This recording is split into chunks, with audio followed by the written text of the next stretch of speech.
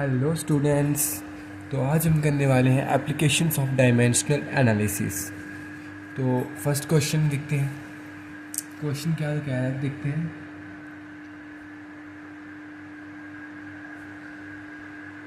The time period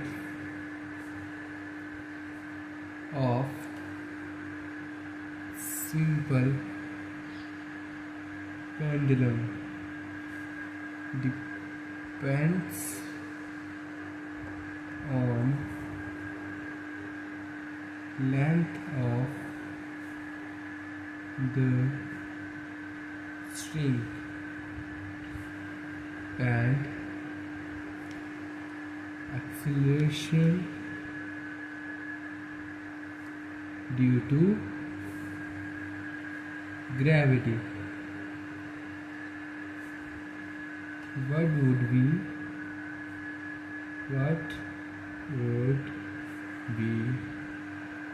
its formula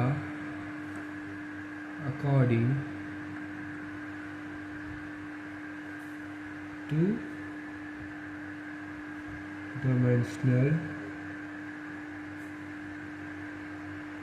analysis? Am I clear to you all? So question कह रहा है the time periods of simple pendulum depends on the length of the string. Question कह रहा है कि जो time period है एक सिंपल पेंडुलम का वो डिपेंड करता है एक स्ट्रिंग की लेंथ पर और एक्सेलरेशन ड्यू टू ग्रेविटी पर। तो हमने बताना है कि इसका फॉर्मूला क्या होगा। तो हम एज इट इज़ सेम उतारेंगे।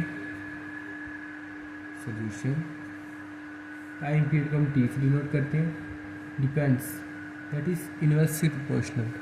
स्टूडेंट्स इस बात को याद रखिएगा कि जो डिपेंड्स है, डिपेंड्स के साइन को हम इनवर्सली प्रोपोर्शनल से डिनोट करते हैं। किसके ऊपर डिपेंड करता है? लेंथ को हम एल से डिनोट करेंगे और एक्सेलरेशन ड्यू टू ग्रेविटी जो है इसका एक्सेलरेशन ड्यू टू ग्रेविटी का साइन जो है वो स्मॉल जी होता है।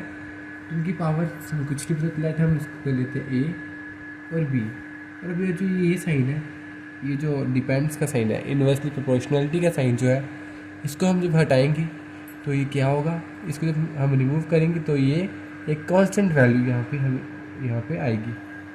तो let it be T is equal to constant value हमें लिख के एल की वैल्यू ए और जी की वैल्यू बी। इसको हम लेंगे इक्वेशन फर्स्ट। अब by using dimensional analysis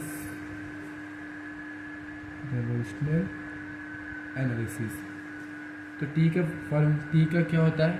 dimensional analysis T1। तो हमने यहाँ पर ये पूरा लिखना है, ये इसको स्किप नहीं करना है। एम मास क्या? 0। एल क्या है? एल लेंथ इसमें होती है तो एल भी 0। टी क्या है? 1। टी की पावर 1 होती है। इक्वल टू के का कोई वैल्यू नहीं, तो के कांस्टेंट आ जाएगा।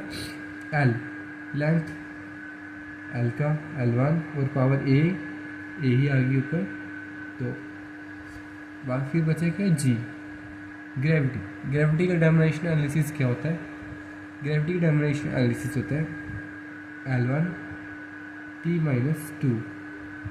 अगर आपको इसमें डाउट आ रहा है तो आप मेरी डायमेंशनल एनालिसिस वाली वीडियो चेक कर सकते हैं, वहाँ पर मैंने इसको ब्रीफली एक्सप्लेन किया हुआ है। अब नेक्स्ट नीचे स्टेप में क्या होगा? M0 L0 and T as it is T की value 1 is equal to K. अब इसको हम करेंगे पावर्स को इनकी पावर से मल्टीप्लाई। तो L1 into A L multiply का साइन ब्रैकेट हटेगा, मल्टीप्लाई 1 इंटू बी 1b, इसको फिर बी से डिनोट करेंगे। और T minus 2 into B minus 2b। तो m की पावर 0, l की पावर 0, t की पावर 1। तो के अब भी जो सेम होगा ये ऐड हो जाएगा। l की power which are same, power will be added. a plus b, t की पावर माइनस 2b। अब जो प्रिंसिपल ऑफ होमोजेनिटी जो हमने पढ़ा था वो क्या कहता है, तो हम वो यहाँ पे लगाएंगे। According to principle of homogeneity.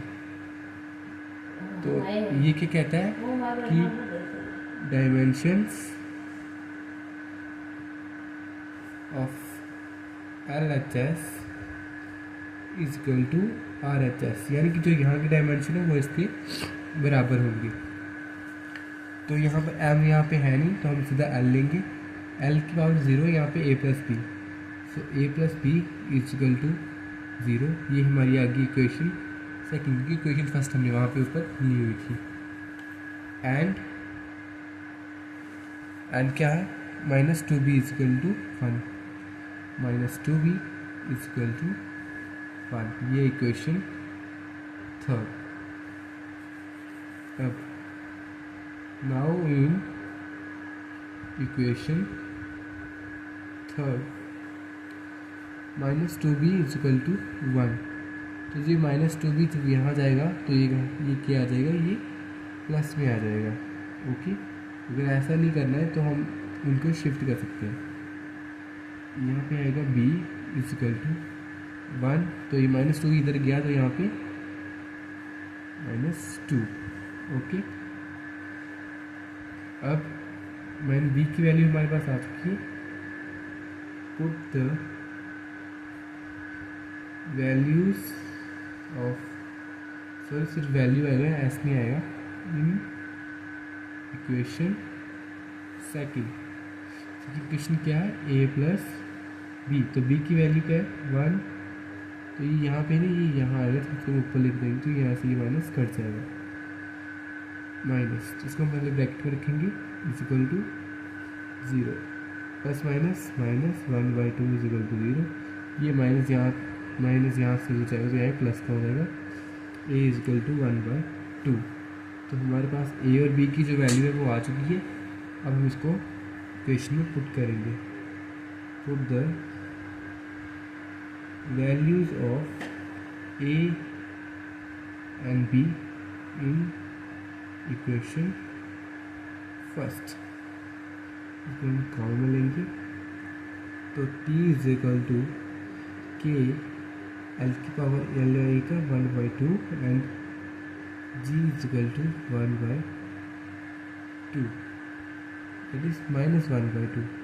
अगर ये -1 है तो ये आएगा t is equal to k 1/2, minus means नीचे 1/2, तो ये आएगा हमारा फाइनल आंसर। Okay students.